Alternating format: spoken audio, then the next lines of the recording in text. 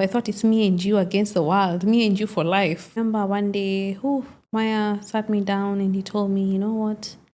I can't be traveling with you everywhere. I was shattered. Felt like my heart was broken. Hello BTs, welcome back to my channel. Please don't forget to subscribe, like, share and comment, okay? Now we want to hear from Miss Trudy. He said he likes me and one thing led to another. He came to Kenya.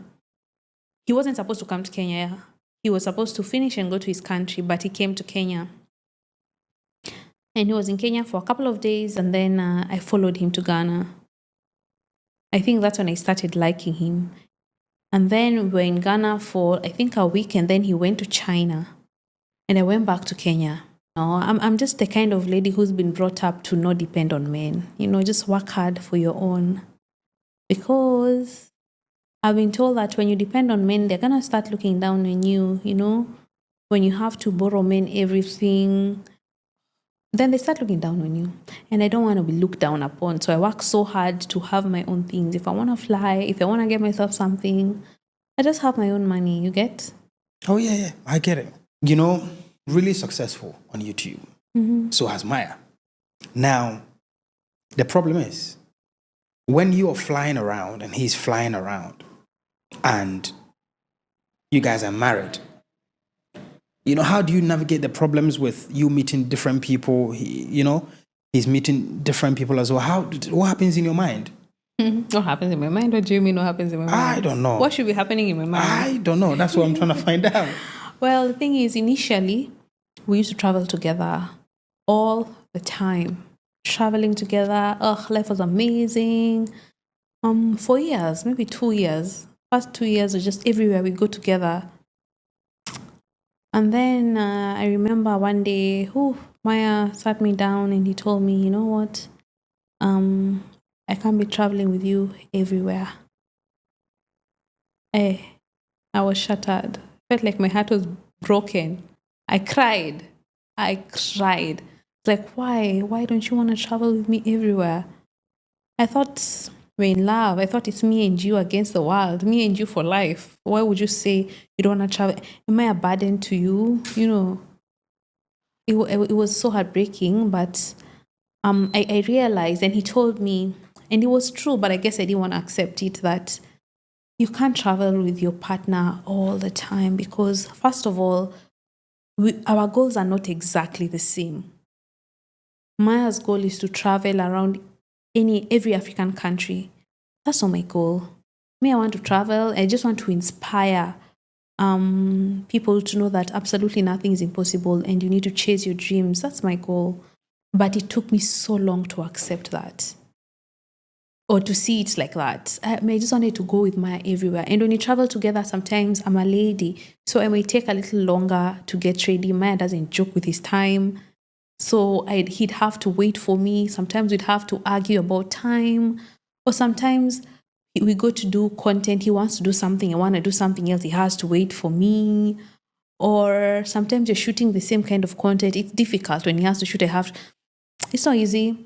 As much as being married to Maya is the best thing that's ever happened to me, I think we all need to know, and I think it is something we have now accepted, that we are two different people with two different goals, although we love each other. So we travel together every once in a while when we can.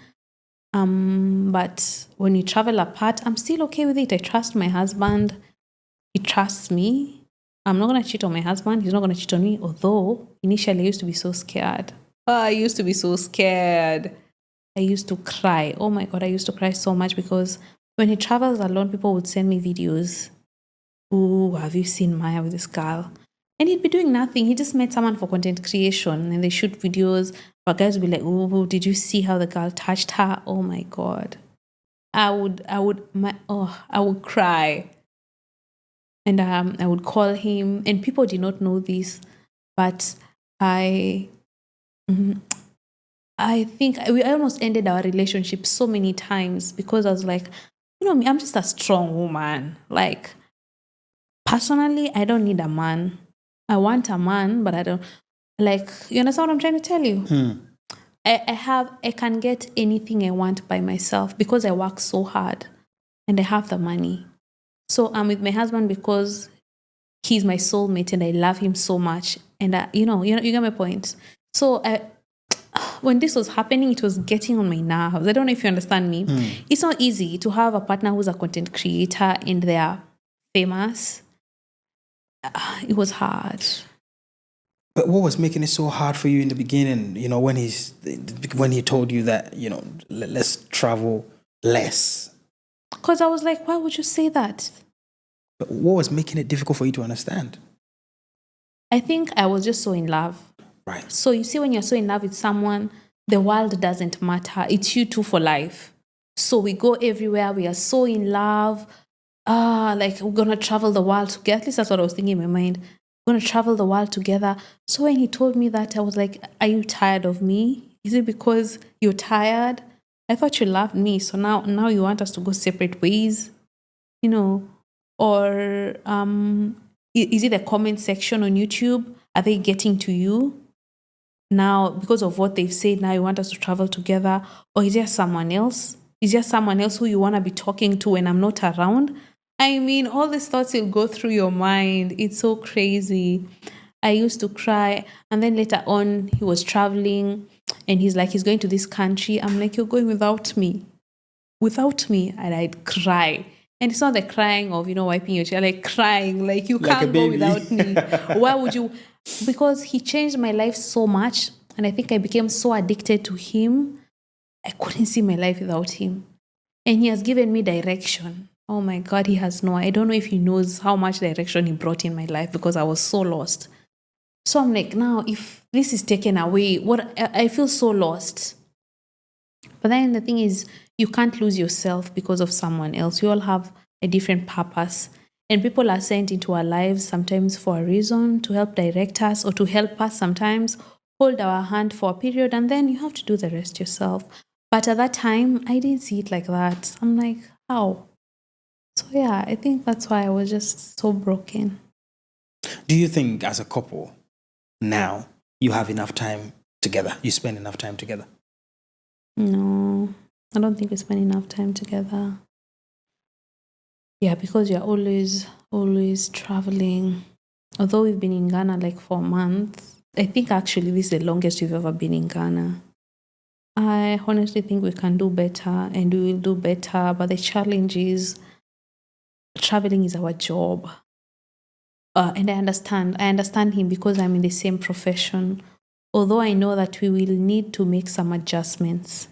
Well, let's talk about the cultural differences. Well, what you're saying is really true. The cultural difference is huge. It is so huge. And the longer we stay together, the more I realize that, wow, we are very much alike because we are African, but at the same time, we are very different. The beliefs, the way of life, the food even just the food. There are meals that I just can't bring myself to eat. I try, like fufu, I've tried. God knows I've tried. At the same time, there are meals that I just love so much, like kontombre. We don't even eat it in Kenya. And it's like Kenyans need to be introduced to this food because it's so tasty.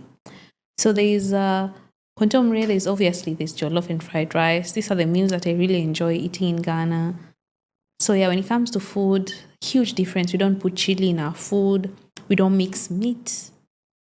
Like my family was so shocked when they came to Kenya, and then they were served food, and in that food there's beef, there's chicken, there's fish. What? And I always used to joke and say, Ghanaians need to relax. The world is not coming to an end. If you're eating beef, Eat beef. just eat the beef. Then later you will eat the chicken, and then later you will eat the fish. How are you eating beef, chicken? Like, cool down. It's crazy. But I think that's normal to Ghanaians. But to me, very, very shocking. And it will be shocking to so many Kenyans because you eat one type of meat at a time. And you also don't eat snails. Yeah, so that's major. Also, just the way of life. In Kenya, people are easy. People let go. I remember when I met Maya for the first time, I had a nose piercing.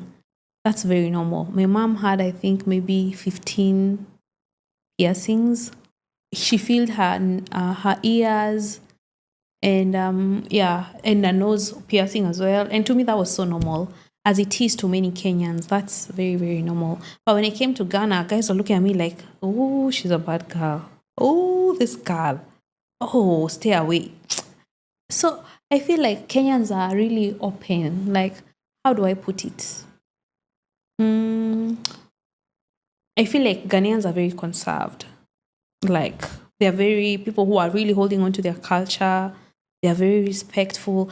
In Kenya, you don't say please all the time. Please, please, please. No, just go to the point. What do you want? You just say it and thank you. That's it. But in Ghana, oh, please, please, how are you? That one shocked me. I won't lie. That was a shock. Please, how are you? Are you serious? Please, how are you, Ghanaians? Who does that? But I guess Ghanaians do. Oh, please, please, thank you, please. Just reduce it. But it's okay because it's Ghanaians. But in Kenya, we are not like that. But I feel like it's a good thing. That's a good thing about Ghanaians. So people used to think I'm so rude because I just go straight to the point, and I'm not rude. And me to say, when I want to say hello, I'll just say hi. I don't have to say, oh, there's this one. Please, Mpacho, good afternoon. Oh, please, good evening. Oh, just say, oh, and then there's this other one for, oh, brother, brother John, brother, what? Just say John. You understand? That's just how we are in Kenya, and it's not disrespectful. It's just how we've been brought up. So I guess I used to feel like many Ghanaians thought this girl is so rude. Why is she not saying Auntie Kate? I should use Ghanaian's name.